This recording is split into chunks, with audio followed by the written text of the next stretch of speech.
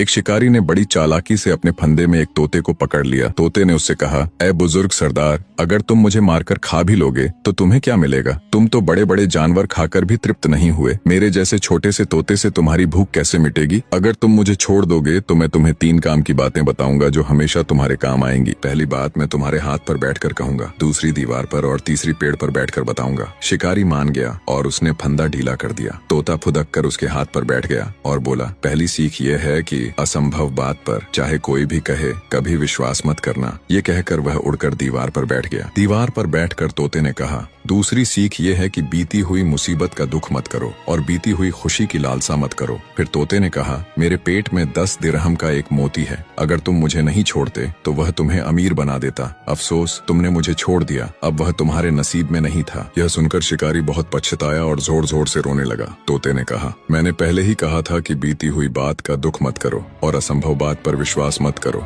सोचो, मेरा पूरा शरीर 3 दिरहम का भी नहीं है, तो मेरे पेट में 10 दिरहम का मोती कैसे हो सकता है? शिकारी को अपनी गलती समझ आ गई। शिकारी बोला, अब तीसरी सीख भी बता दो। तोते ने कहा, तुमने पहली 2 बातों पर ही अमल नहीं किया तो तीसरी क्यों बताऊं? इतना कहकर वह खुशी खुशी आजाद होकर जंगल की ओर उड़ गया। इस कहानी से हमें सीख मिलती है कि असंभव बातों पर विश्वास नहीं करना चाहिए और बीती बातों पर पछताना बेकार होता है।